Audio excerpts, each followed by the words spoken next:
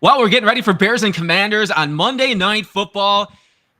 Yes, we got to talk about the Hail Mary last year. I guess we can bring that up, but we're going to look forward to the game. We're going to talk about key matchups, and we got a visitor in with us tonight. We're going to talk to John Ballin in Burgundy Podcast. He's going to help us break down the Commanders and why he thinks the Commanders are going to win on Monday, and we're going to tell him why he is wrong. And that is all coming up next on the Chicago Sports Podcast.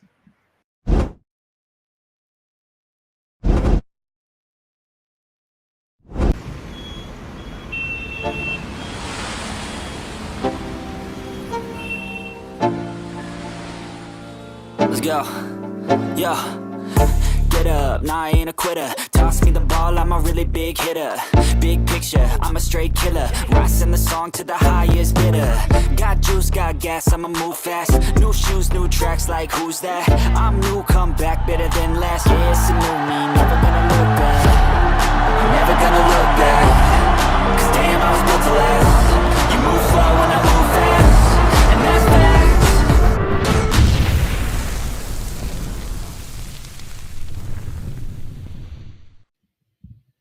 Hey there, welcome in to the Chicago Sports Podcast. We're happy to have you guys along with us tonight as we get ready for we had a bye week. Well, the Bears had a bye week last week, so we're getting ready here for week 6 of the NFL season, Monday Night Football, Commanders and Bears. Thank you guys for watching tonight. Got Big Drew in the house. Big Drew, what's going on, man? It's always good to see you.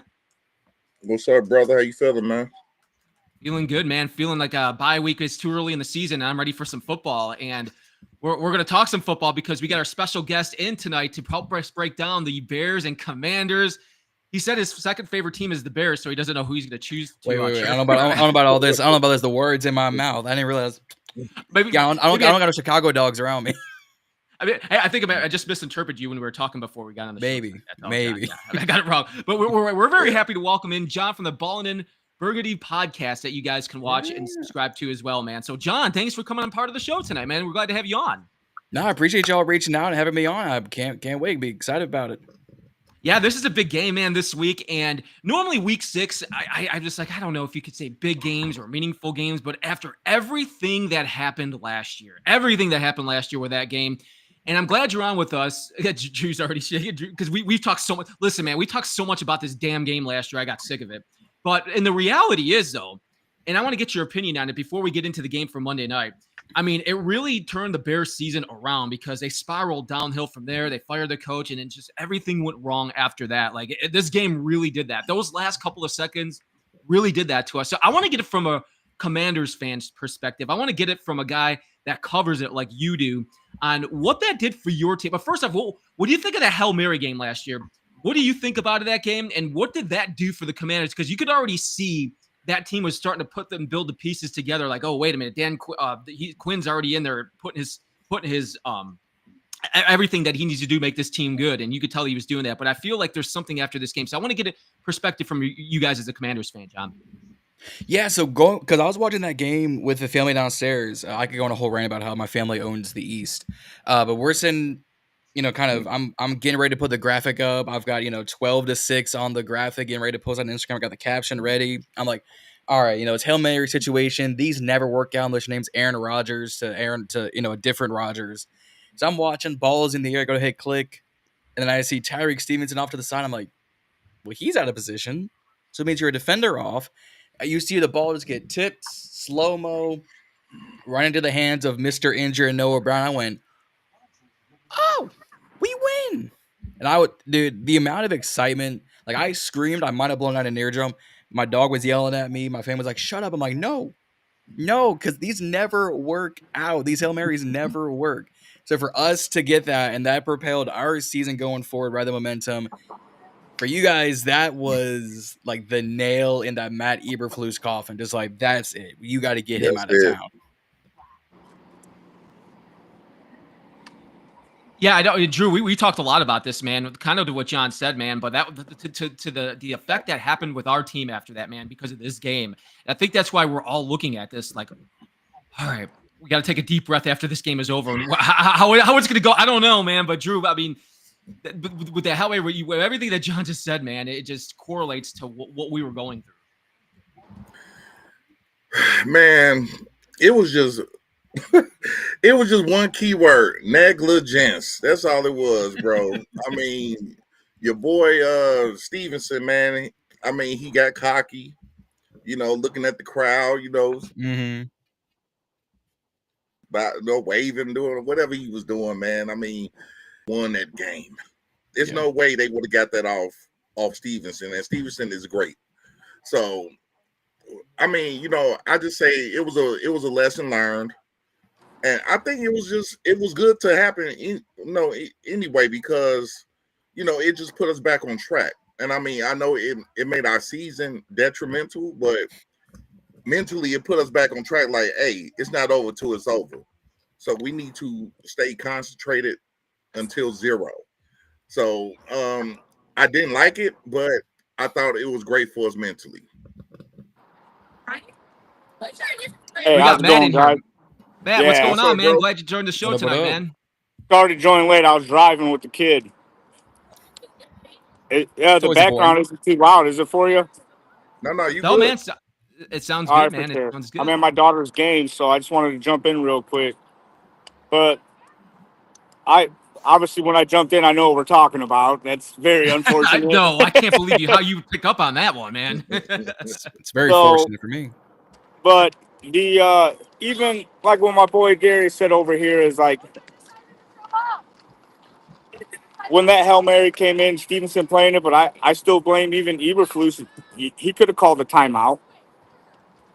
He could have done some other stuff different. And unfortunately, but it is what it is. Now we'll see about what's going to go on happen on Monday, and I think it's going to be a different outcome. You already know it is. Heard Damn right that, it's gonna be a brother. different outcome. Well, we're gonna break that down here in a second. We're gonna bring John in, and I think he's got different ideas. But so, okay, Hail Mary game. We had to get that off the top, and I think we wanted that's gonna be everywhere this weekend. It's gonna be on the games. It's gonna be on the pregame shows. It's on Monday Night Football. They're gonna be talking nonstop about that. All right, we know that. Okay, so John, we got John in here, Ballin in Burgundy Podcast. Before we get into the game, I want to talk a little bit about because I kept with the bye week last week. I watched a lot of the Commanders Chargers game to keep an eye on it to see how Washington's playing and what we're going up against.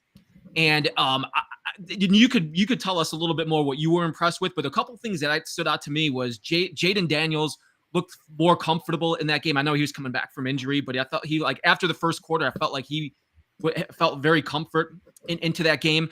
I thought they took over the Chargers, and I thought their pass rush looked pretty good, and the running game looked really, really good too. And all of that stuff coming together. So, is there anything I'm missing there? So, would you take a look at that Chargers? That's a big win. That was away in LA. That was away in LA. Although it sounded like a Commanders home crowd, but I mean, an impressive win with all those. So, what was your takeaways from last week's game as we get ready for this week, and how would you break that down? Takeaways for the Commanders side is, especially in the first half, our defense is like melted Swiss cheese. Everything's just gonna get through. Second half, we kind of started shutting things down, but it was not looking good. I posted within the first quarter, this defense is cheeks. Wrap it up. Marshawn Lattimore, say what the stats say. He hasn't looked what he was supposed to. Trey Amos is still a rookie, so he's coming to his own. Sanders still is supposed to be an outside corner playing on the inside. Wagner playing on the pass play. I'm like, what are we doing here? But Taylor 2 halves, 10-10 at the half, 17 unanswered going into the whole game. We went 27 unanswered, 17 in the second half. But the biggest thing that propelled us, the running game. Who needs a Brian Robinson? Who needs the resident mulatto, Austin Eckler, when you have $100 bill in DC? And you let him run across the yard.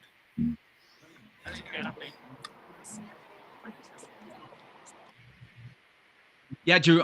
Anything that stood out from you from that game on Sunday? Like John just said, I mean, I just thought it was mainly the running game. I mean, they let the running back get in there like 2 or 3 times, and and it was just, I mean, it was a running.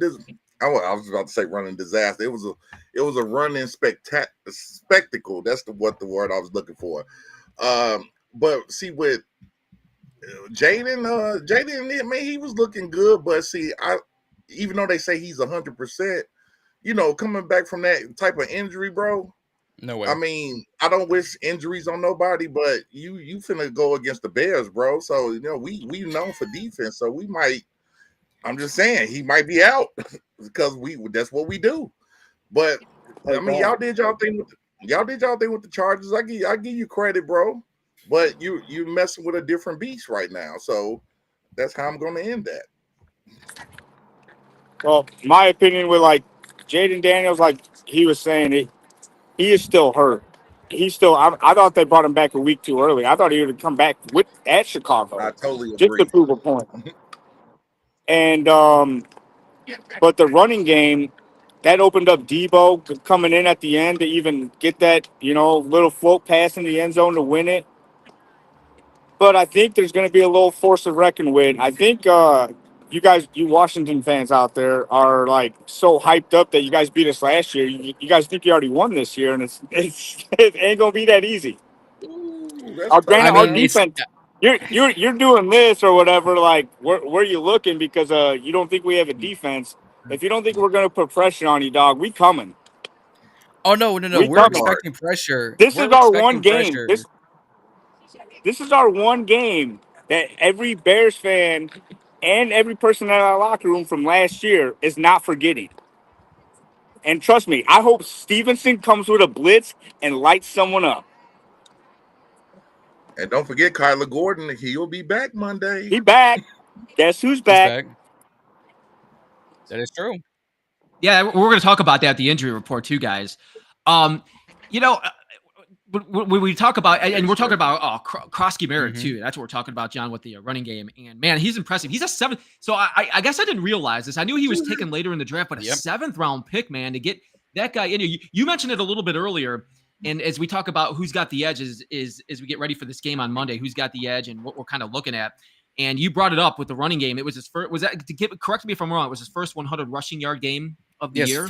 His first 100 rushing game and the first true game that he's like officially in the offense. Like he had been sprinkled in the first few weeks, but between trading B-Rob, Austin getting injured, McNichols kind of like floating around there, like, oh, let's run, Bill this game. And I mean, the stats put it on for himself: 14 carries, 150 total yards, 2 touchdowns, like leading the league in average rushing per yards per rushing attempt, 19th in yards, but only having the 31st amount of carries. I'm like, the efficiency here is better than Saquon's efficiency so far this season.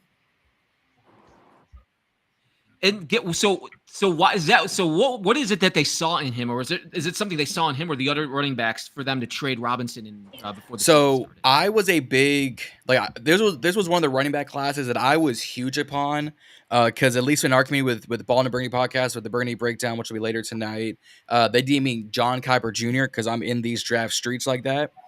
And I was high on a lot of other running backs. Spatial Todd going to Jacksonville, Brashad Smith going to KC. I hadn't done the homework on JCM coming out of Arizona, but he really comes out of New Mexico State because he played the one game the NCAA decides to shove Nick Cannon up his, what. Y'all can make the fill in the blanks and screws him for the rest of the season. And then he becomes the MVP of the East-West Shrine Bowl. So they're like, all right, let's put him on the top 30 visit. Put in the work. During the offseason, he comes in 7th round pick, flashes in camps. We're all, a lot of us are already high on him coming into the league. And when you have 5 running backs on your roster, and you could kind of tell last year that Robinson wasn't a Cliff Kingsbury type. All right. Well, he was either going to be a cut casualty or we were going to trade him. We were lucky to get that 7th round out of San Francisco, and it looks like they need the help because they got injuries galore down there as well. But they're winning. But they're winning, so I can't say much.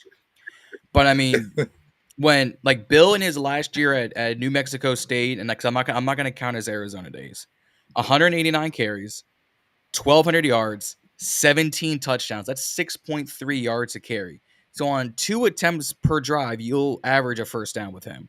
Yeah. Not a lot of running backs can say that. Derrick Henry can't say that right now. Saquon can't say that right now. Chuba Hubbard can't say that right now. Christian McCaffrey, Blue Eyes White Privilege, can't say that right now. Bill's leading the pack as a 7th round pick. Man, you living on some high hopes, homie. Hey, I mean, I'll say this. I'm going to call it the 2 games that he started, he has more yards and more touchdowns than y'all's beloved DeAndre Swift. Just saying. Heard that. Yeah, well, we already know Swift. Well, We I know can't running deny game. that. We know Swift sucks. We ain't gonna argue on that Big one. Drew, Yeah, we can't deny that one. Big Drew's brought this up a few times on our show, man, about our running game, man. Terrible. what we've had so far. Man, our running game is terrible right now, bro. So, guys, Horrible. yeah, we're struggling, and I want to get that because I got something here when we have our key factors matchups to watch, and there's something I'm really going to watch. We're going to bring that up here in just a minute because there's something that just stuns my mind. Back to what you were talking about, John, in your running game. So we're talking about who's got the edge, and thank you guys for watching tonight, the Chicago Sports Podcast, also with Ballin and Burgundy Podcast as well. John joining us, man. We really appreciate your time, man, talking to us about the Commanders and the Bears on Monday, getting you all ready for that. And the game for the edge. First off, I want to ask about home field advantage, John. And if you guys, and Drew and Matt, if you guys have anything else you want to bring in here, but before I get to Williams versus Daniels, because I want to bring that up here in a second, but this game's in Washington, and for the longest time, I mean, let's just face it, you watch a Washington game, at least from all of our perspective, there'd be half-empty seats, and they were considered the joke with the ownership and all of that, and there's been a big change there. It's amazing what new ownership, a quarterback, and a new head coach can do, a new head coach that knows what he's doing. So I want to talk about the crowd noise, about what the crowd is like at that park, what the home field advantage does. From what you guys see when you guys watch every home game, what can you tell us where you guys might have an edge for this game on Monday because of the home field advantage? Within the past year, every single fan, I don't know where that man went, has come out the woodworks. Every single game, there it goes. Every single game this season is a sold out game. I thought I could get tickets to some of these games, kind of just driving up. Nope. The only ticket I could get was Week 16 in Philly, Washington. I'll be there for that. But like I had people text me like, "Hey, you come up for the game this week?" And I was like, "I would, but tickets are sold out." And it's not just, the opposing team's fans. We took over Tampa Bay last year. We were taking over Detroit in the playoffs. We had a really good contingent in Philly. We had a really good showing in Green Bay. There are not a lot of fans in the league anymore that will travel to DC because FedEx, Northwest Stadium is not the greatest stadium to get to. Everyone just knows it at this rate, especially us fans. But we are already riding the highs with Jayden back, with Debo looking like a solidified weapon, truly, with Bill looking like what he's doing. AP and Dan in year 2. Josh Harris putting in money into this stadium just not even just upgrade it, just improve it a little bit. New scoreboards, different seating arrangements, new stuff in the suites. Field's been fixed. There's actually grass at Ashburn and not turf. He's put in like a few $100 million in these past 2 seasons on just renovations and improvements. And you are going to see new Commanders fans, old Redskins fans, football team fans coming out the woodworks to go. You mean bandwagon fans? Because y'all maybe winning now? That too. You never know. Because I know a few bandwagon fans. They might come out too. All right. Let's go. Go ahead. Okay. All right, bro. Look, let me. Go ahead. All right. I expect Bears fans to come out. I want y'all to come out because as much as we all like to, give each other crap, like it's also like out of respect. Like we all love to watch the game. We all know how crap both of our teams have been in the past. So we're like, we can't say nothing because we're both in misery together. But now that we both have bright futures, we're both like, I'm gonna beat your ass this Sunday. I'm gonna beat your ass this Sunday, and I'll see you at the game. Heard that. All right, check this out. I don't know how well Bears fans, but we travel, bro. I mean, yes, we take over cities. Like when we wouldn't play the Raiders, that was Soldier Field West, bro, and now this is gonna be Soldier Field East. Because we finna pack that boy up. I mean, don't get me wrong, y'all Commanders. I don't know how faithful y'all are. I don't follow y'all fan base like that, but from what you're saying, y'all gonna come show up and show out. But we definitely gonna pack that place out. Trust me. I already know people that's already heading to Washington now. Man, we gonna take over your restaurants. We're gonna take over your stadium, and. We're about to drink you out. We call their alcohol too. We have beer at Northwest. Just you guys better prep your student loans because it's like $17 a beer. It's insane. It's outrageous. Oh It's no, outrageous. I'm saying it's Man, I Chicago, thought bro. $13 was high, man. The last time that's $17 It's for high. a So beer. if you have a kidney to spare or a second child you don't love, go ahead and start selling. Oh wow. Drink Exactly. before the game, man. Hey, For well- tailgate, drink as much as you can till you walk Oh, in. go ahead, Matt. With me, as I go to, I'm a season ticket holder of the Bears, and I travel to one game away a year. This year, I'm going to Cincy, but like we always travel deep, just like my boys say, we always travel deep. And I live by one thing: is hate the team, not the fan. Right. I'll always hate the team that I'm playing, but I'll always sit there and have a beer Correct. with you, and I don't know who you are, and I hope we all have a good time together. And that's the way I've always been raised. And that's, my dad's had tickets since 1983. And that's what I can say as coming from as a ticket holder. And when I think I've already know that a lot of the guys that I go with to the Bears games, there's a crowd coming out there. There is. There's a crowd coming out there. And I hope we're loud and we fill your guys' seats because I like the side. Well, I mean, we got the south side on us, and we can't fill. They don't fill any seats unless other fans come in. So we know how the feeling is. Hey, let's be careful on that one, man. Beloved White Sox. Well, I'm a Cubs fan, so finally doing something today. But anyways, like I said, man, I really hope the best for you and your fans. But I really think that your fans got their head in a cloud from last year, and we ain't the same team as last year. We got a whole new coach, and that's a big difference, man. You do have a brand new coach. And I was a fan of Ben Johnson, the offensive coordinator. Hearing all of the talks about Ben Johnson, the head coach, and the head coaching cycles, and the reason why he wasn't picked up last year is maybe the reason why he needed to go north from Detroit to Chicago. And because I'm a fan of CalebWilliams, I was a fan of him coming out. I'm a fan of DJ Moore. I'm a fan of Kyle Monagai, y'all's backup running back. I'm a fan of TJ Edwards. I'm a fan of Tremaine Edmonds. Not so much anymore Montez Sweat, but I'm a fan of Jaquan Brisker. Not so much of a fan of Mrs. Or Mr. Simone Biles and Jonathan Owens. You guys have a fan of Colson Loveland. But I don't know if it's your DC or your OC or just maybe Caleb has too much polish on his fingernails. Something I knew isn't that was clicking. I knew that was Something. coming. Here we go. It's too easy. I also could have quoted Kendrick with that same verse, but you know what? I didn't this time. There is something not clicking in your organization, and I don't know what. I can't point it out because normally I can be like, "Oh, Joe Burrow's hurt." It's the McCaskies. It's the McCaskies. Yeah, I second that. Can I ask you a question? So in that draft, what were you wanting? Were you hoping that we picked Daniels and Caleb fell to you, or were you wanting what happened in the fall? I thought this went perfectly. I was about to guarantee Caleb was going one of one, because I mean when the generational talks about him, the play he had at USC,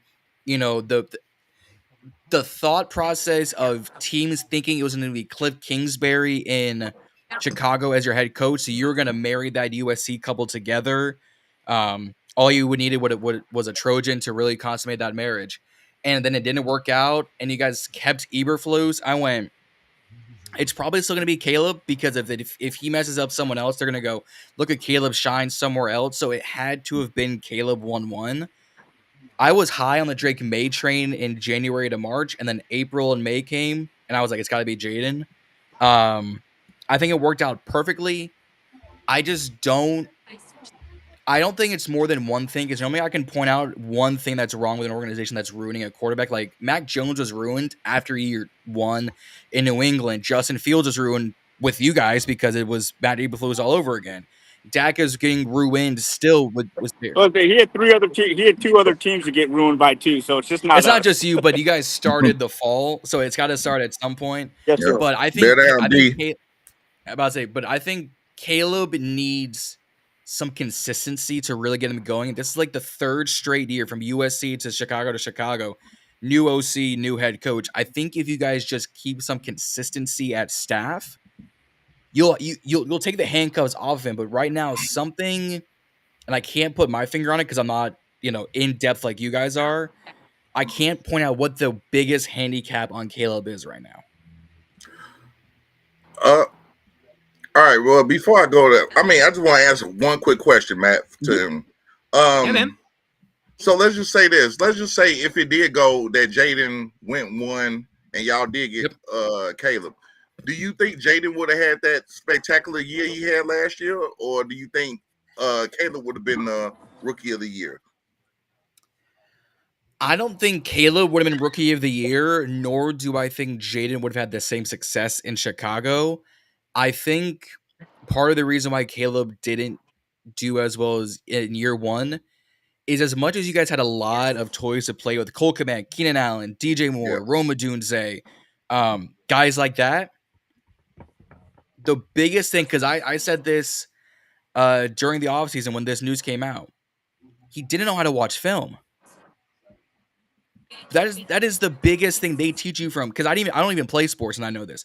They teach you from middle school to high school to Pop Warner to D3 to D2 to D1 to Pro to Hall of Fame. You watch the film. When he came out during the offseason and said, I didn't know what to look for in film, and I said this on TVB, he was listening too much to Kendrick because he turned the TV off in the film room.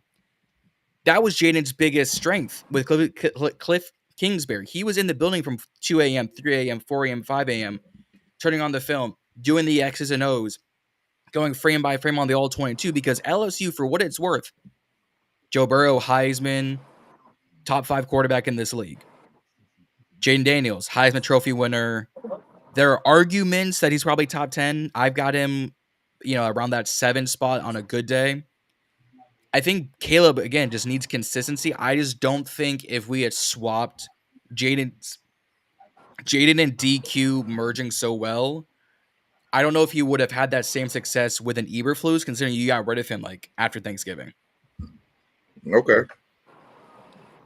It's a very interesting conversation about Jayden and Caleb, the first 2 picks of the draft, because kind of like you, John, you're just explaining about what quarterbacks you were fans of, and I was a fan of both of these guys. I was watching these guys specifically. I mean, us as Bears fans, we watch a lot of college football. They'll see what those high draft picks we have every year, and we knew that year with the quarterback and stuff.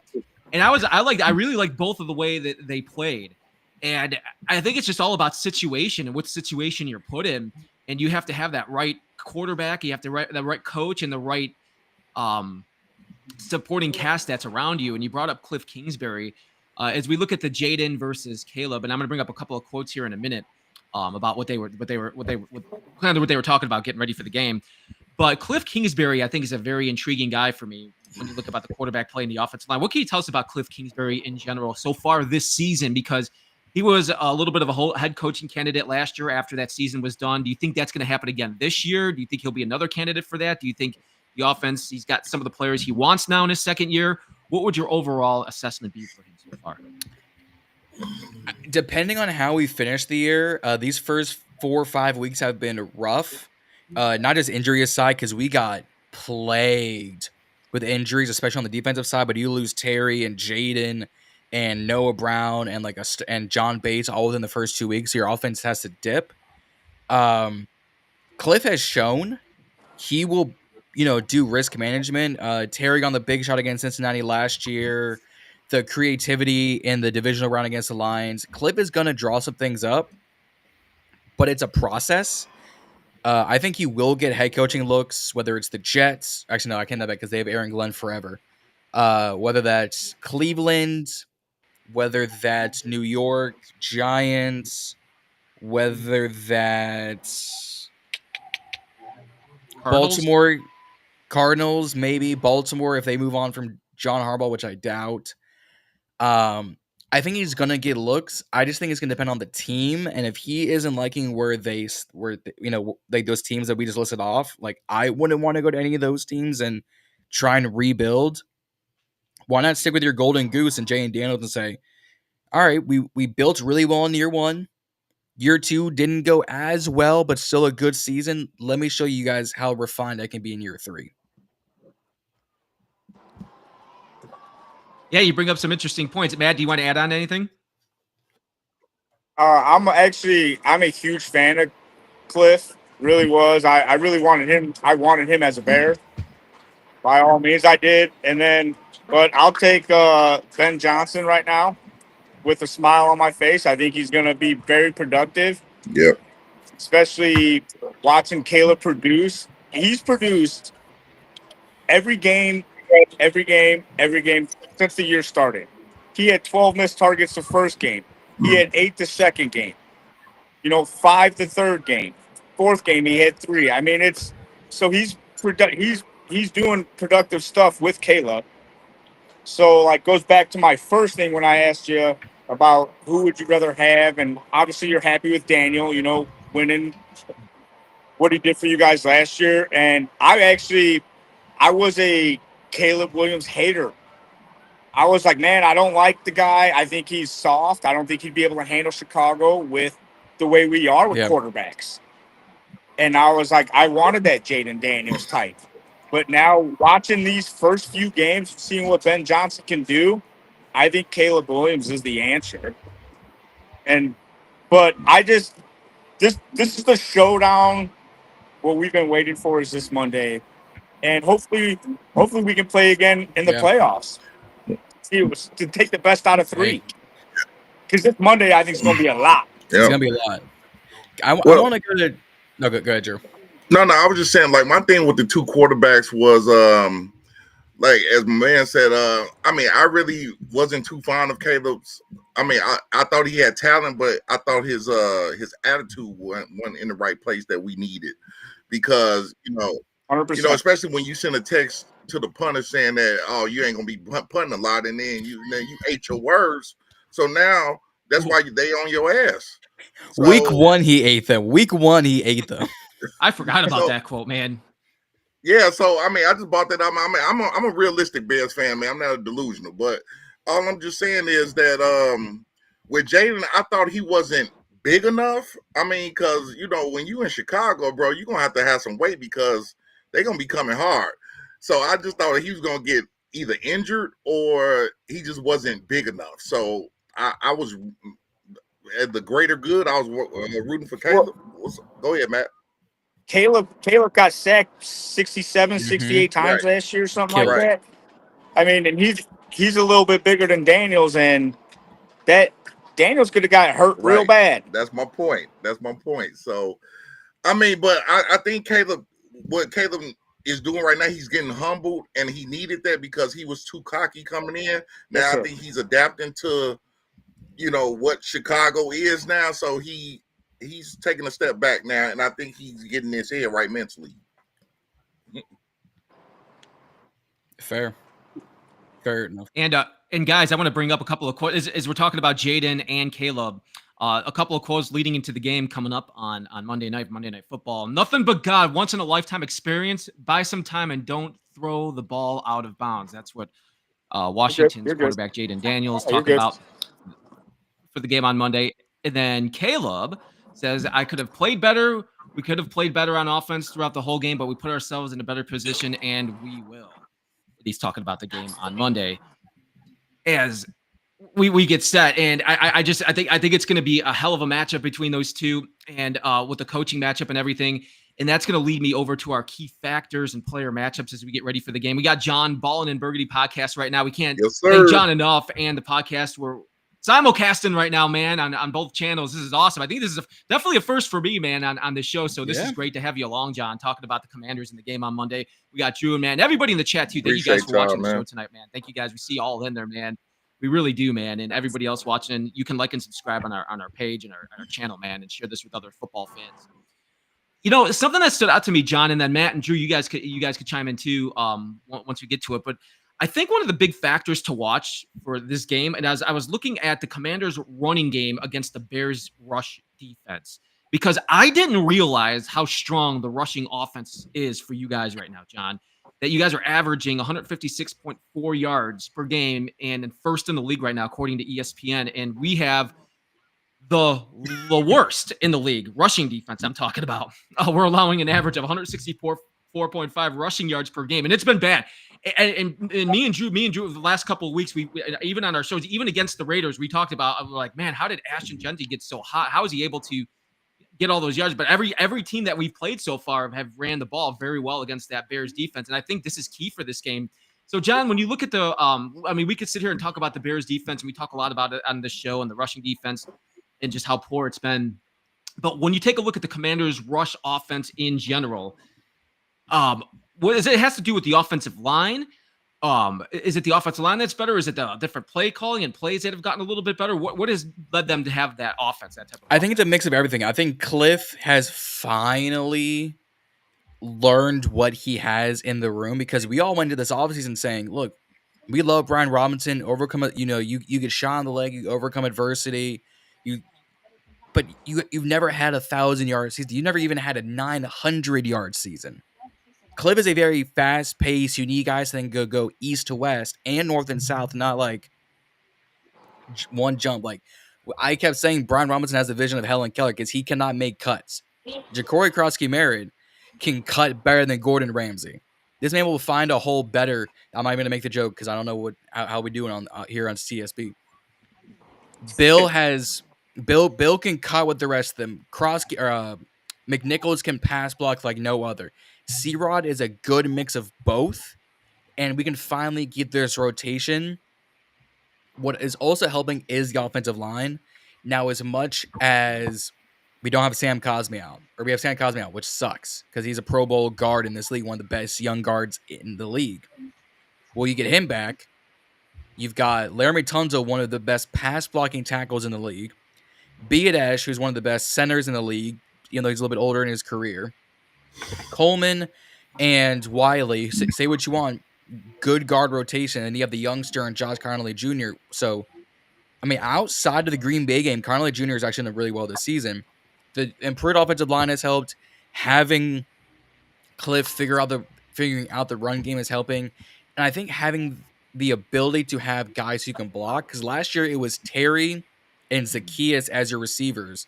Well, you have John Bates, who's the best blocking tight end in the league. Debo can block really well. Jalen Lane is blocking really well. Luke McCaffrey, another really good blocking wide receiver. You have the ability to make good downfield blocks. That sets up a lot of these big runs for 40, 50, 30, 45 yards, like just pop plays out of nowhere. I think it's a combination of everything.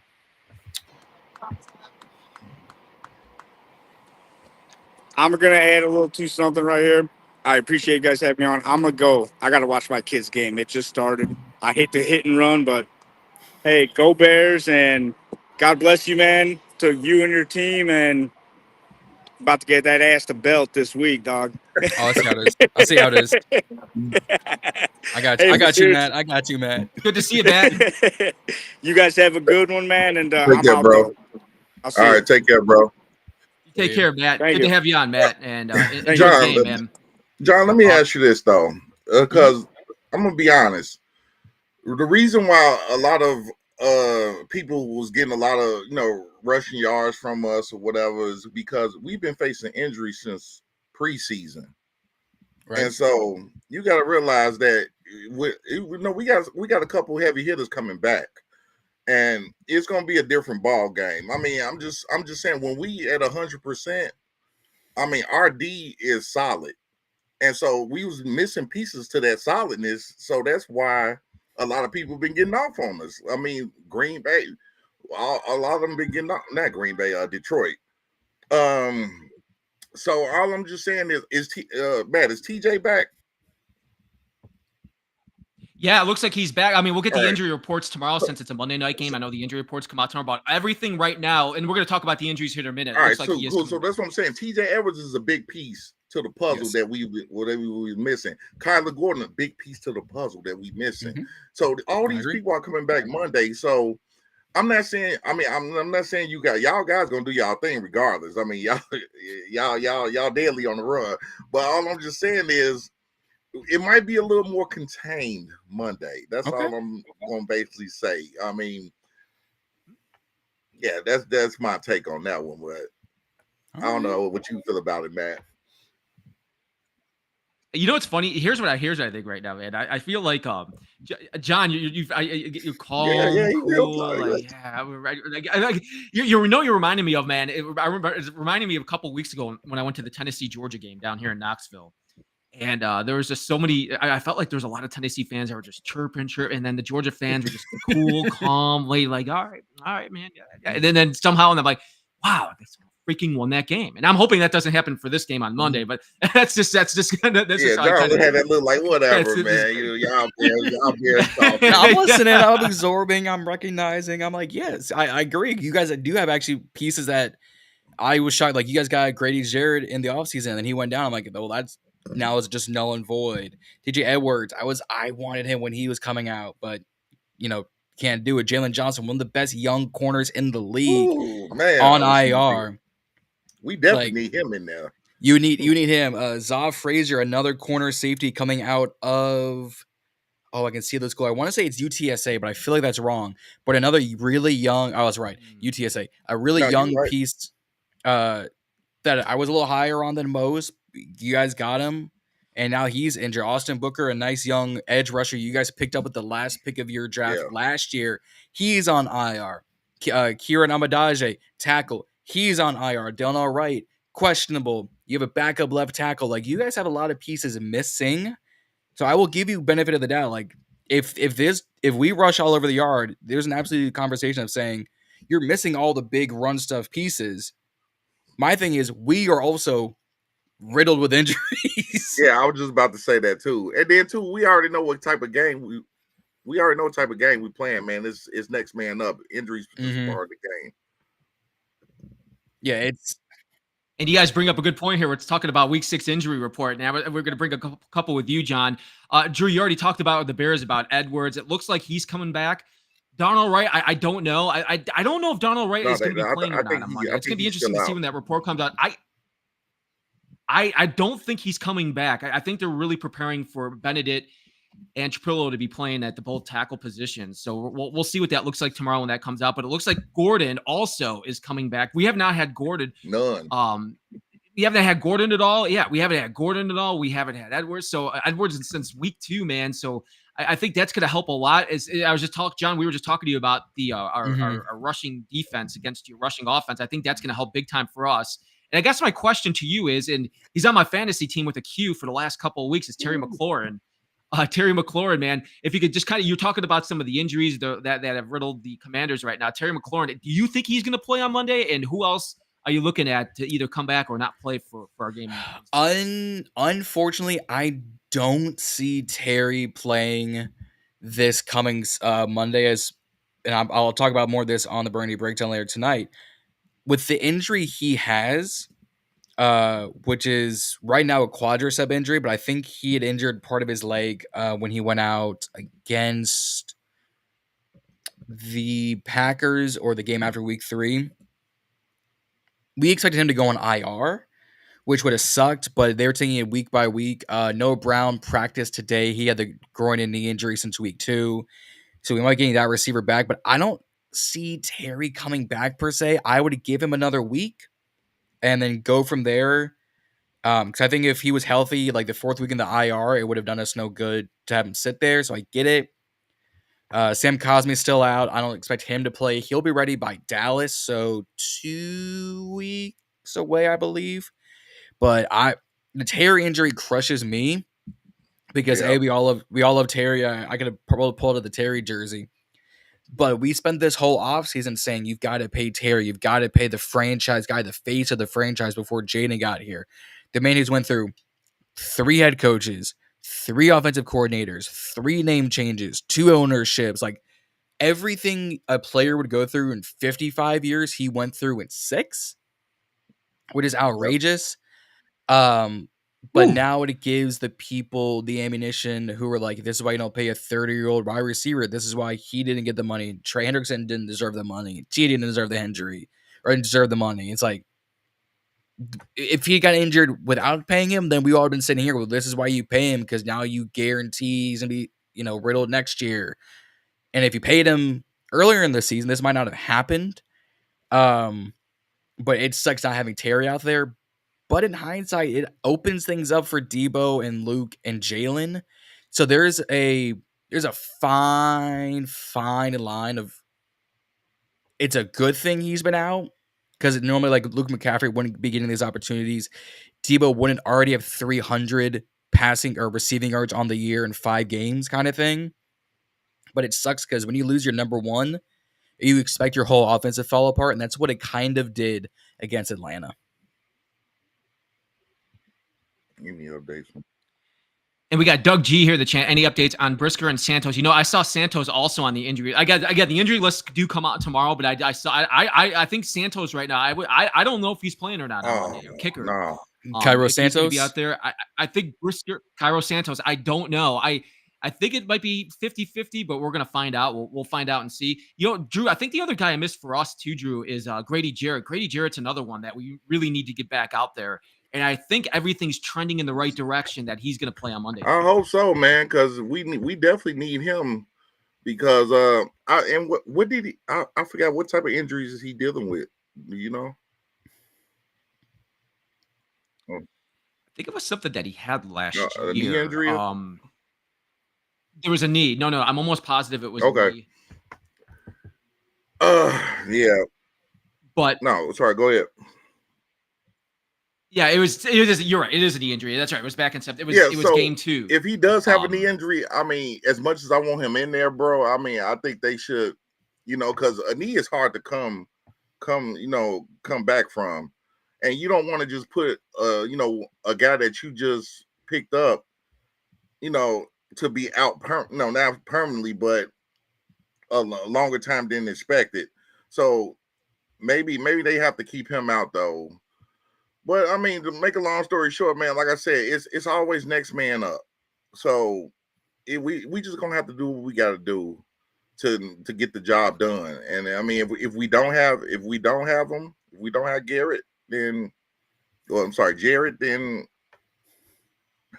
we just got to put somebody in that we just got to keep whatever we tossing, turning, whatever we got to do to get the win, bro. It's about the win at the end of the day. So. That's my whole take on it. Hey guys, congratulations! We're up to 10K now on our channel. Thank you guys very much, man. We appreciate that, man. Everybody that watches, thank you, man. And then we got Chevy_guy 8213. Congratulations, he won our jersey giveaway. And dude, enjoy that jersey, man. We're gonna be giving another one away when we get to 11K. So every 1K, we are going to be giving away a jersey. So congratulations on that. And thank you guys so much for all the support on the Chicago Sports Podcast tonight. Oh, no, don't tell me that. Doug G says, Jake. No, Jake, Jake. I'm straight on him.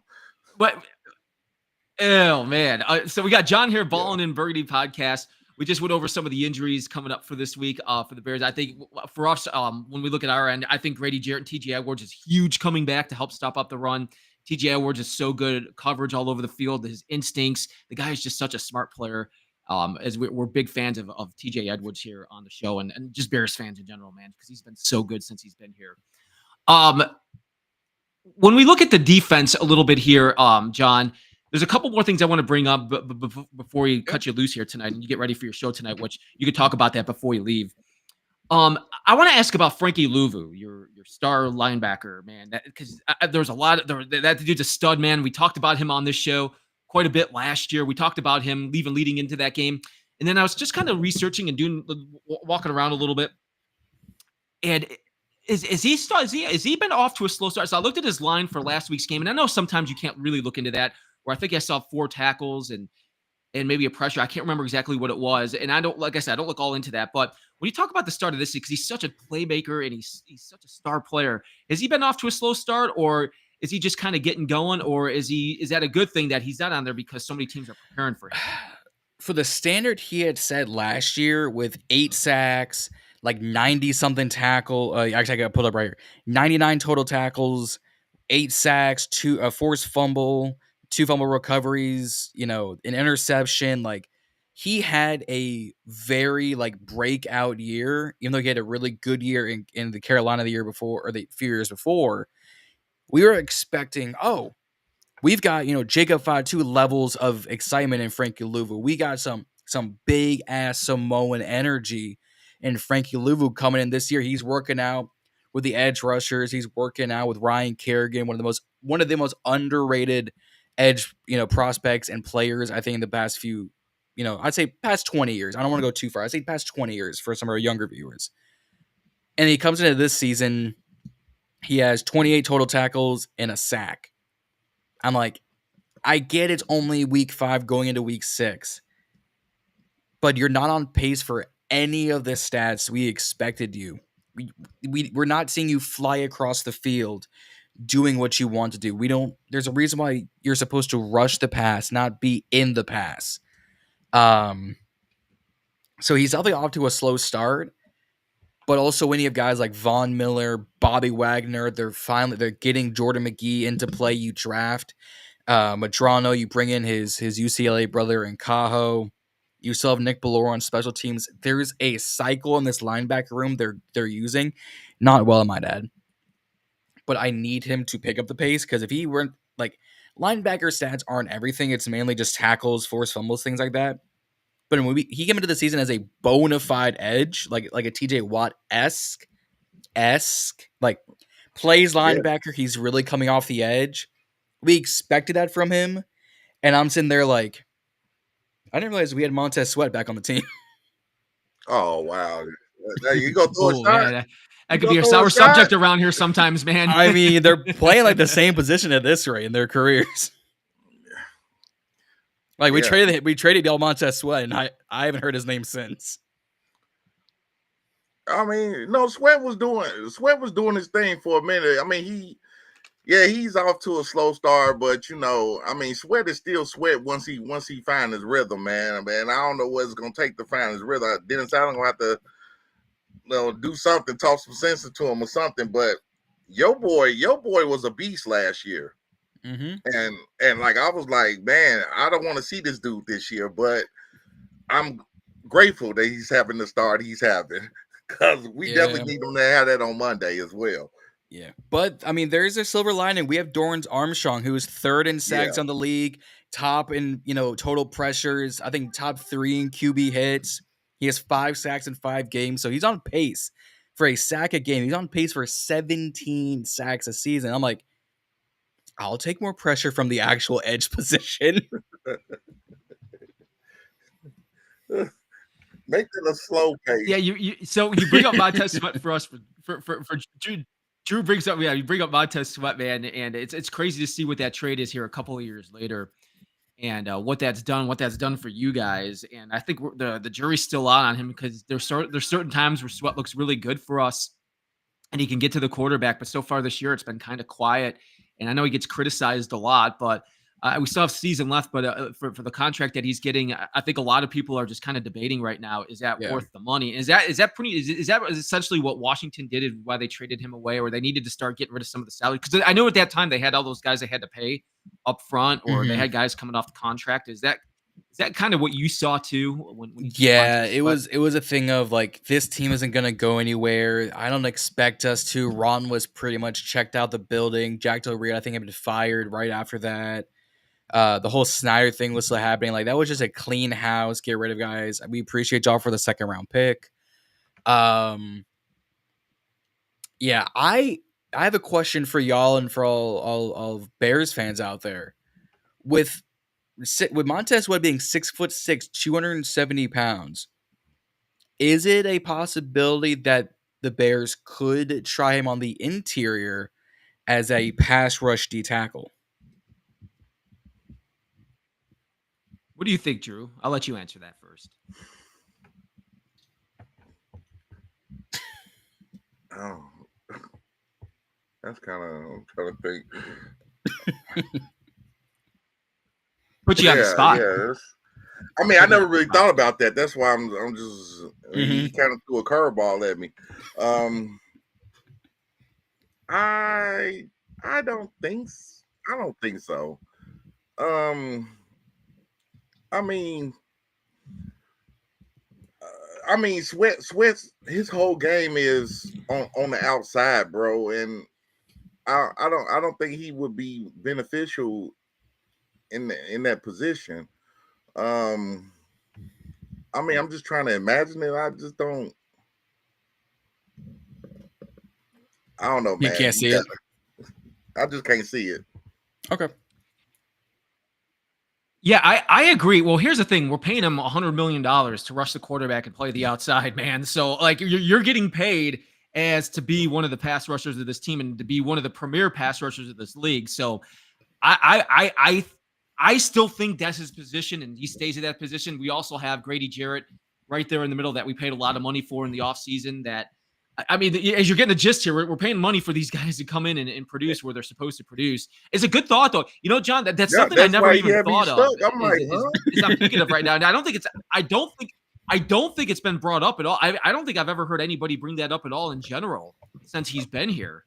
And I don't know yet, man. I still think it's way Yeah. too early. I mean, that. but think we it's got to still be way too early. patient, bro. I mean, everybody go through slumps. So I mean, you know, everybody don't look at y'all, boy. I mean, last year versus this year. I mean, we just got to be a little bit patient. But of course, this is Chicago, and we have very little patience because we just want the results now, bro. I mean, it's been so long. It's like we need it now. But like Matt said, I think just keep him on the outside. And hopefully he'll find his mojo back and, you know, get back going. But, you know, that's just part of the game too. Slumps and injuries.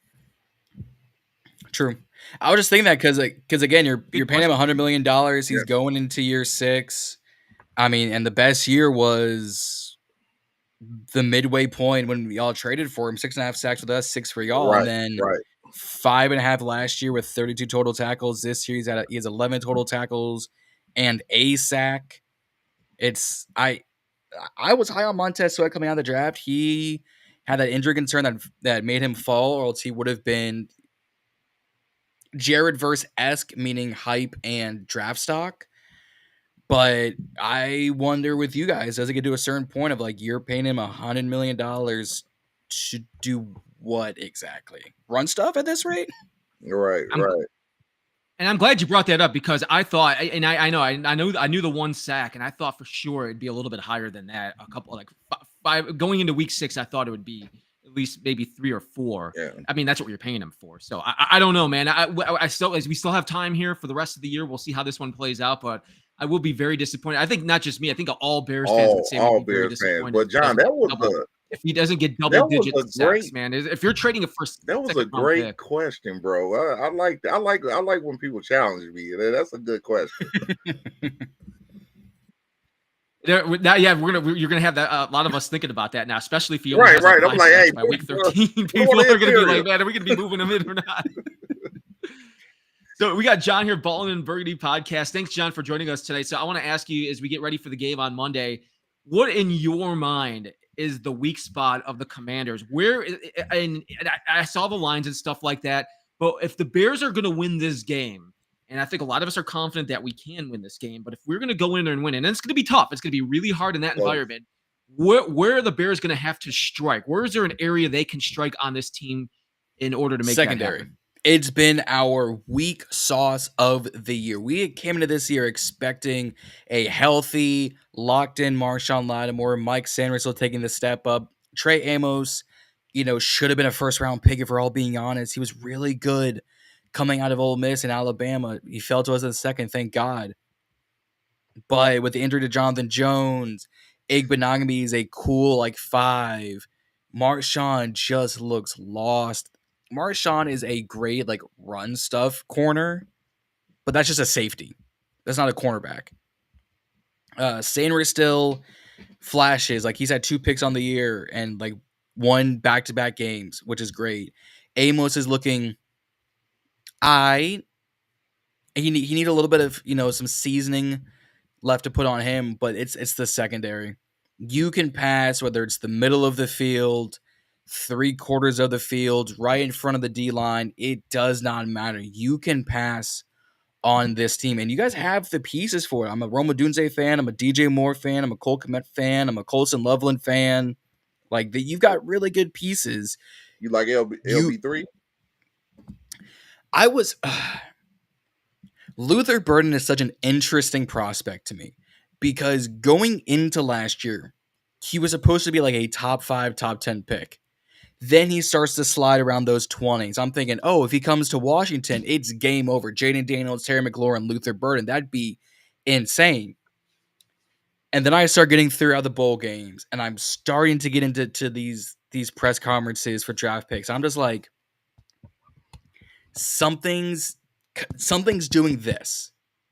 The hype and the actual production isn't producing the way we expected it to. And you guys got him in like the early second round too. So it's like, it's still really good value, but also like you could have said that was a reach for what he's looked like so far. I think he's made really good plays for y'all. But again, when he's your third, fourth receiver, like y'all got Lamade Zaccheaus from us, so you're welcome, I guess, for the whole 119 yards he's put up. Oh, we appreciate that too. He's looked pretty good, man. he is, yeah. Surprisingly, Zaccheaus for us was essentially our number 2, and he was really good for us. But then he would just have those few moments of like, okay, Zaccheaus is going to come up once again, make a really good catch, and he drops it. I'm like, dog. Zaccheaus' unreliability last year, along with our kicking game, is also Matt Gay this year. He's consistently inconsistent. And I'm just like, why can't we have anything good in DC? And it is what it is. I just think Luther Burden needs almost a swift kick in the ass to really turn it into high gear. I just don't know if that's going to come from Ben Johnson.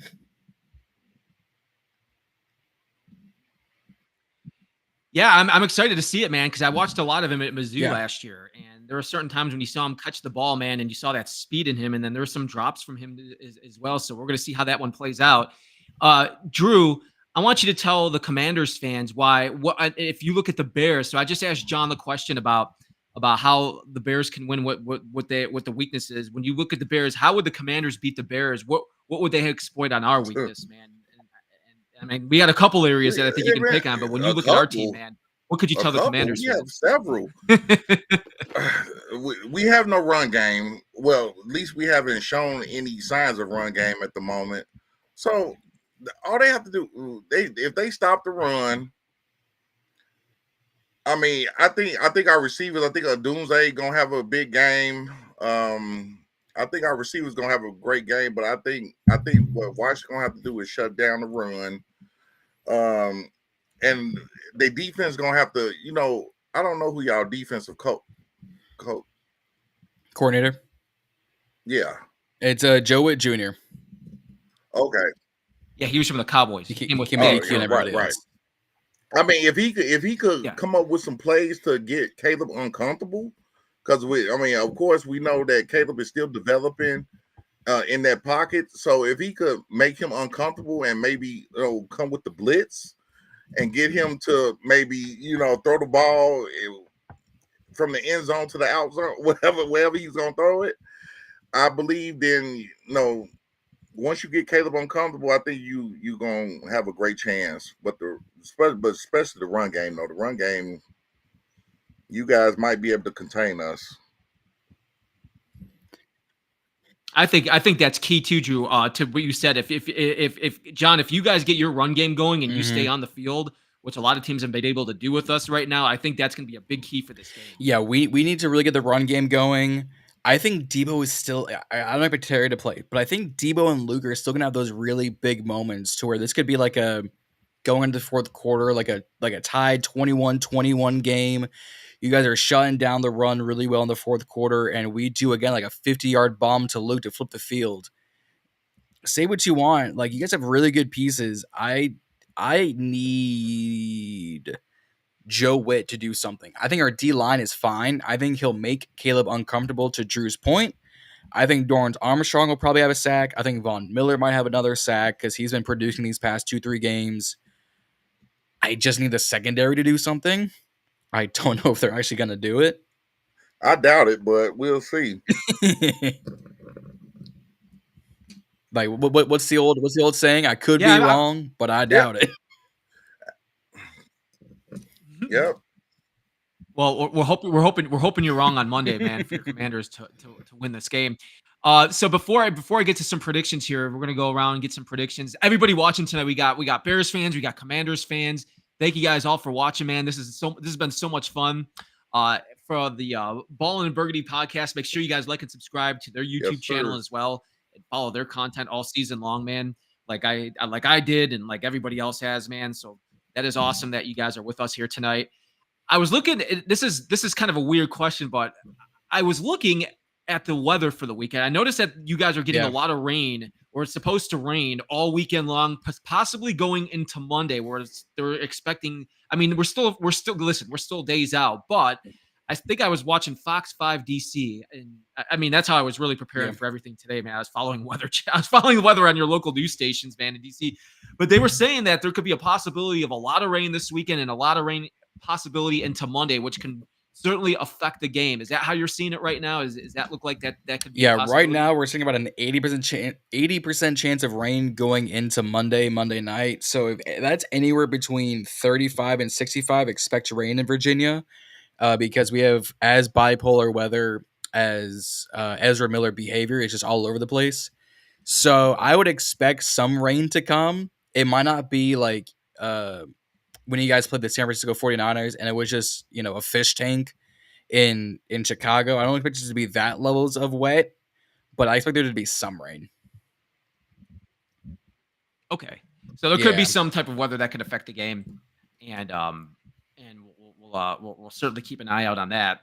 I want to say congratulations, by the way, too. We got John from the X app for winning the Cubs PCA jersey giveaway today. The Cubs ended up winning Game 4. They beat the Brewers 4-3. 4-3, man. They ended up winning game. So that there's gonna be another game tomorrow. We'll see if the Cubs can still hang in there, or if they're gonna be able to close that out, man. So we were hoping not to sweep, man. We were hoping to get a win, man. Get it with don't go out and get swept, man. So follow us along, guys, and congratulations to John Teagarden for the jersey, man, and we'll hopefully get another win tomorrow. And okay, so here we go. As we start winding down here, we got the Bears Commanders Monday in Washington for the revenge game, the Hail Mary revenge game that we talked about in the beginning of the show. You know that the experts and everybody that's covering that game this weekend is going to be talking about that a ton. That to the point where I'm like, all right, let's just go on already. I mean, I guess when you have something like that happen, you know this is going to happen. Listen, we're not stupid around here. We know that this is going to be brought up, and you would not be doing your job if you did not talk about that. So, with that being said, I think on our end, we broke down everything for the Bears Commanders and how we all look at it. I think that a lot of those players are still a lot of players on this team from last year that remember that game, and they're going to be pissed going in there. And there's a different type of attitude, a different type of mantra with the Ben Johnson era. But when you look at it on the Commanders side, what are they thinking about this game Monday, John? Do you think this is a winnable game against the Bears at home? Or do they just think of them? Do they just think of that Hail Mary game as, hey, man, that turned our season last year? There's some new guys in here, or that's just in the past right now? I think it's a mix of both. I think there's a lot of fans who are saying, okay, we came off last year, the Hail Mary, the Hail Noah, the Maryland Miracle, and, you ride the momentum going into these games. Other side of this community is like, any given Sunday, we should have smacked and barbecued those Falcons. We, in turn, got bent over. We should have kept things really, really close to the Packers. Nah, they had our way with us. So I think it's any given Sunday at this rate. I'm in the belief of it's any given Sunday. Like your record is 2-2, but there's also been like really big mishaps for y'all of like, no, this makes sense why we're 2-2. We're 3-2 when we could easily either be 1-4 or 4-1. Like the Minnesota game, that's a really close game. You get blown out by Detroit. All right, so that's our Green Bay game too. But then you blow out Dallas, but then you keep it really close against Las Vegas. Like 2 of your games are 3 points or less. If you win both those games, you're 3-1, almost 4-1. So I think it's going to be a really close game. I think it's going to keep things really, really good. I just hope this game is probably going to go one of two ways. Either you guys are going to start off hot and dip in the second half, or we're going to do the same. We're going to get off hot and dip in the second half. I don't think there's going to be a balanced game.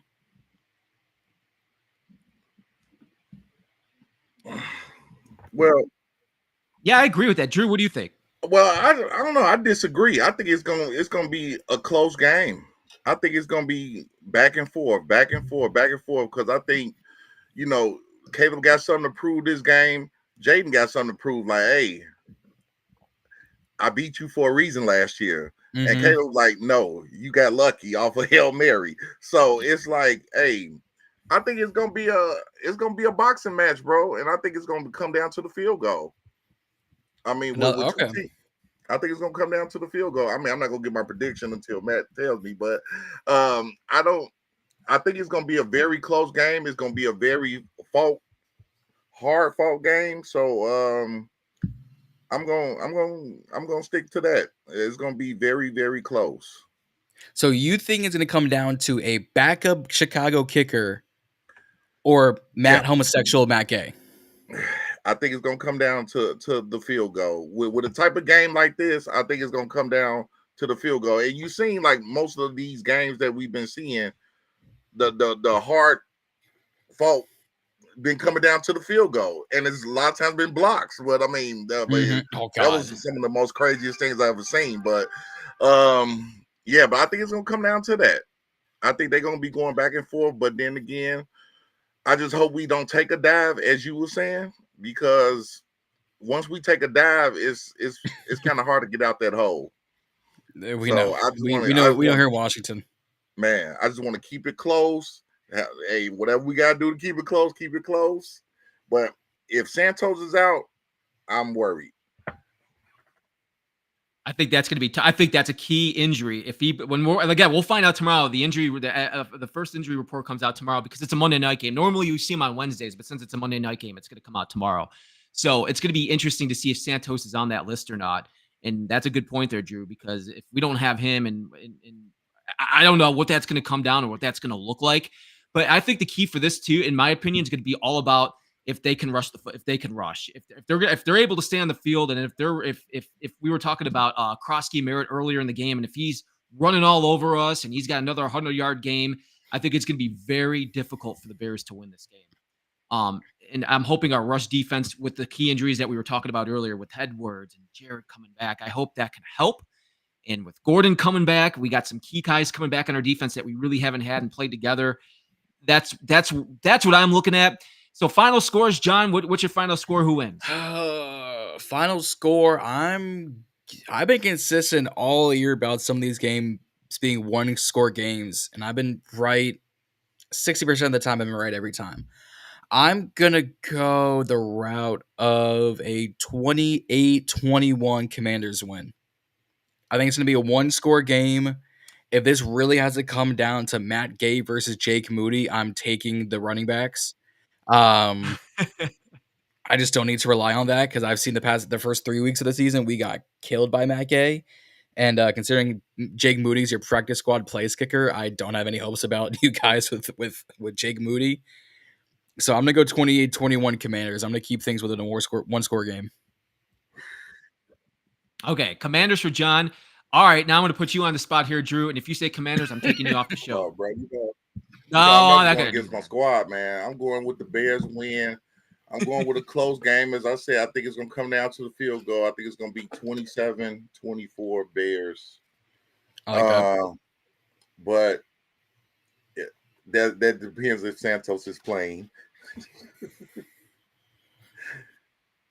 Well, I think we all hope, man. I think all of us as Bears fans hope, even though he was off to a little bit of a rough start. He's looked really good, and I feel like every time in Chicago we're always talking about kickers and what our kickers are coming down to. But so you guys got them both close. I think this is going to be a high-scoring game. Now, depending on that weather that we brought up here a little bit ago, I mean, we'll see what that looks like. But I think this is going to be. I'm going to say 34-28. I'm going to say the Bears 34-28. I don't feel 100% confident on that. I wouldn't be surprised if the Commanders win at home, but I'm going to say I'm going to pick the Bears on this one. And I'm just hoping for a good game, John. Let's just hey, man, you know what? At the end of the day, we got Monday Night Football. We got all the world watching on us. We got the first 2 picks of the draft, the 2024 draft. And let's go out there and have a good game, and it's going to be fun to watch. John, Ballin, Burgundy Podcast, joining us on the show tonight. So, John, an hour from now, literally an hour right from now, you have another show. So talk about the show tonight. How can people follow you, and what do you have coming up on your show? So from an hour from now, myself, Reedy Z, one guy talking sports, a.k.a. the Burgundy Breakdown, every Wednesday night, 9:45-ish. because most of us know if you set one time for most people, it's going to be a few minutes late, or it's going to be technical difficulties because it's always something with tech that goes wrong. But we're really going to highlight some of the big plays from the Chargers game. Bill and Luke McCaffrey look like superstars in the making, and we're only into week 5, and I'm saying this. And then we're going to look forward to this Chicago game. We'll have more on this throughout the week from us, from Ballin and Burgundy Podcast. We'll give some of our thoughts throughout the week. But yeah, an hour from now, at Ballin and Burgundy Podcast, at the Burgundy Breakdown, at Reading Z, at One Guy Talking Sports, all TBB later tonight. Oh, I'm with you, bro. You got a Facebook too, or? So not quite Facebook. I mean, I have a Facebook. We do not have a Facebook. Okay. But I mean, as you can see, if you're watching full screen, I can do the whole rundown. So it's at Ballin and Burgundy Podcast on YouTube, Instagram, and TikTok, at BIB Podcast 22 because Twitter hates long usernames, and I refuse to pay $14.99 for a blue ass check mark. I refuse to pay money where it's not needed. It's like EA. I'm not paying EA any money, and I don't even play the game. I got you. All right, John, Ballin and Burgundy Podcast joining us tonight. All right, so you guys join them an hour from now, 9:45 Eastern Time. You guys like and subscribe on their YouTube channel, and you can watch a show. And John, we're gonna let you go, man, so you can get ready for your show tonight, and we'll be watching in, man. We'll be watching in and follow you guys along, man, and then we'll see what happens next week, and we'll check back in with you. Sounds like a plan, all right? fellas. Appreciate y'all. Appreciate you, bro. All right, John. John from the Ballin and Burgundy Podcast. Thank you again, man. You have a great night, man, and good luck on Monday. All right. All right, John. Absolutely. Thanks, John. All right, guys. There's John, the Ballin and Burgundy Podcast, man. Very happy to have him join us tonight. And Drew, as first off, we gotta have a big congratulations here. We got Eric Williams. Eric Williams. He is our latest jersey. He just won a Bears jersey, man. So congratulations to Eric Williams, man. Congratulations, Eric, man. Thank you for watching the show tonight. Appreciate you, bro. We really appreciate that. And to all you guys, because, guys, today is a big day for the Chicago Sports Podcast. 10,000 subscribers. 10,000 subscribers, man. This is freaking awesome, man. Thank you guys for all the support of our shows. Drew, I mean, everybody, all the support to get to this milestone right now for the Chicago Sports. We're just in the beginning parts of it. Oh, man. Hey, that's a milestone, bro. I mean, it's hard to get 10K, man. So, man, shout out to the whole team.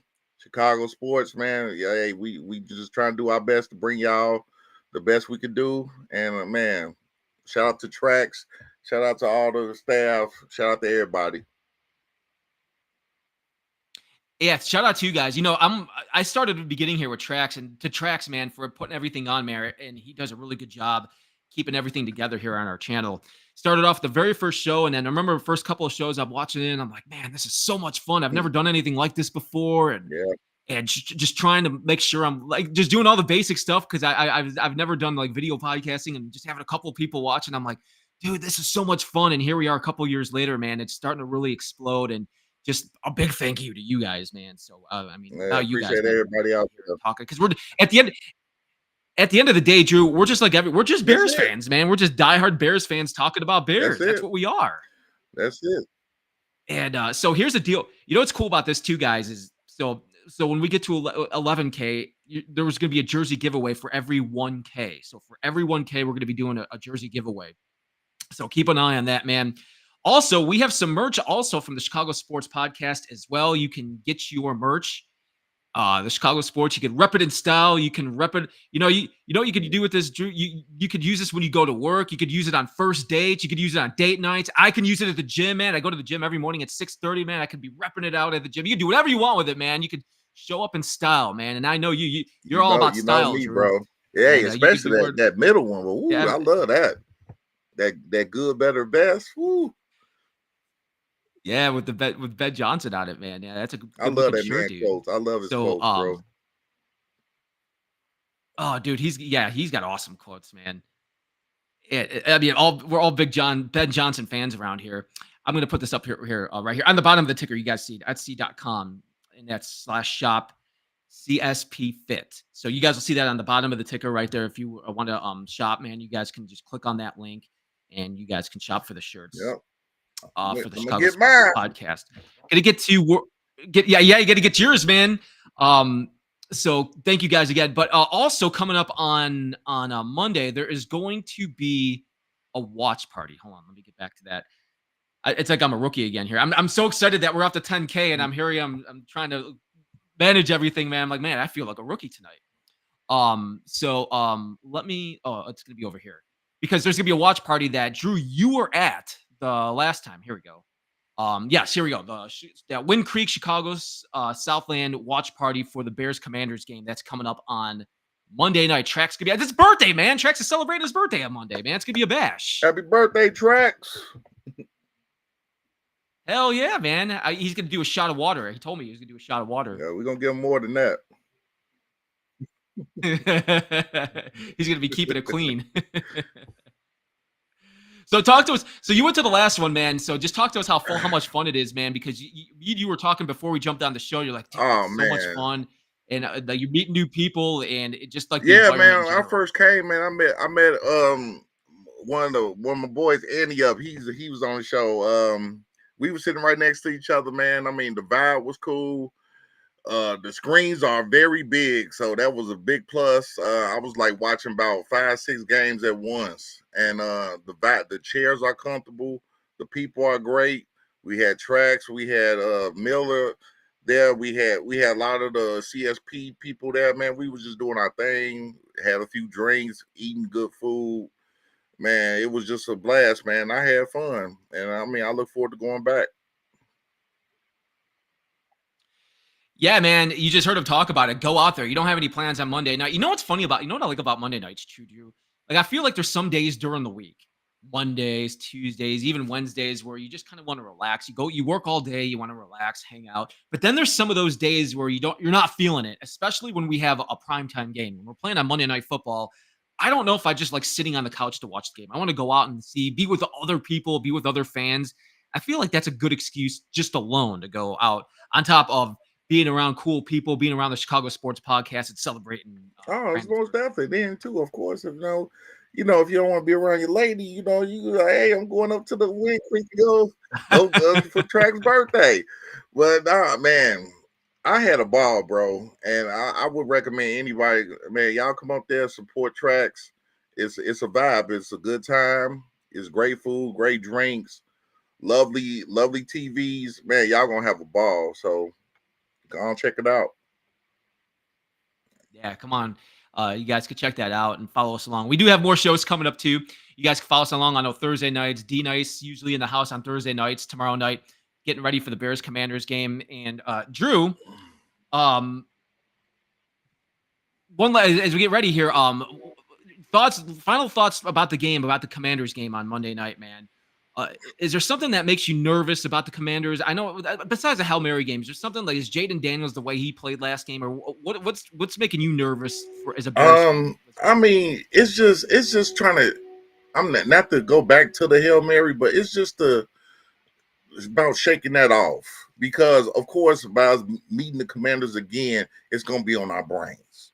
I mean, it's no way we can get it off, but we just gotta realize that was last year. This is this year. Let's focus. Let's do what we gotta do. We got our brand new coach. We got our staff.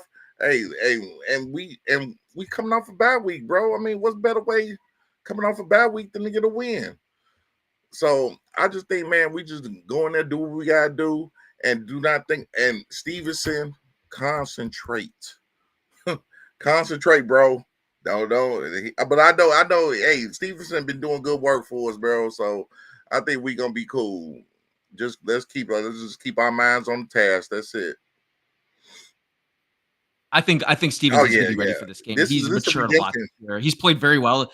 He's played very well the last couple of weeks too. I think he's gonna have a great game on Monday. He's gonna continue. And honestly, as we get ready. I'm just saying. Honestly, I think he was waiting on this. I think this is gonna be a redemption game for him to be like, look, I messed up last year, but I'm gonna come at him this year. And I hope he does, man. And he'll have Kyle Gordon back there. I think it looks like he'll have Kyle Gordon back there. And we'll leave you guys with a Ben Johnson quote here too. Ben Johnson, good, better, best. Just like the shirt. Just when we pulled up the Chicago sports merchandise here just about a couple of minutes ago. One of the shirts With Ben Johnson on it had good, better, best. Never let it rest until your good gets better and your better gets best. Heck, you could use that quote for this game. You could use that quote for life. You could use that quote for anything. Oh yeah, I got to put that whole quote on the whole T-shirt, bro. Which you guys can get that because we have that shirt for you. In case you guys missed it, the Chicago Sports Podcast merchandise too. As you see right in the middle there, the good, better, and best from Ben Johnson. And as we get ready here, so Drew, first off, we want to thank our friend. We want to thank John from the Ballin and Burgundy Podcast, man. Don't forget, he's got a show tonight. He's got a show here in about 35 minutes. So like and subscribe on their YouTube channel. He was awesome to have on, breaking down the Commanders. You can get all the Commanders. You want to get more Commanders content and get ready for the game so you know what you're watching on Monday. There's no better show to follow than that one, man. Yes, sir. Hey, yeah, I'm gonna check them out too, man. Because it was Ballin and Burgundy, right? Okay. Yep. That's on YouTube. So just like and subscribe there. He's got a show coming up right at 9:45 Eastern time. And we got more shows coming up as well. Tomorrow night we'll have another show here on the Chicago Sports Podcast, and of course the watch party for the game on Monday. And Drew, great to see you, man. It's always good to see you. It's always a pleasure, bro. Hey, man, you always do your thing, man. Oh man, I can't do it without you, man. I can't do it without you. And I say we do it again next Wednesday. We do it again. All right, man. Well, everybody watching in the chat today, thank you guys so much for watching the show. We really appreciate your support. And thank you again for the 10K subscribers and followers, man. We can't say thank you enough here at the Chicago Sports Podcast. And like and subscribe our page. You could share it with other sports fans, other Bears fans, and content all the time here on this channel, man. So we got more coming. For Drew, you take care. For Drew and everybody else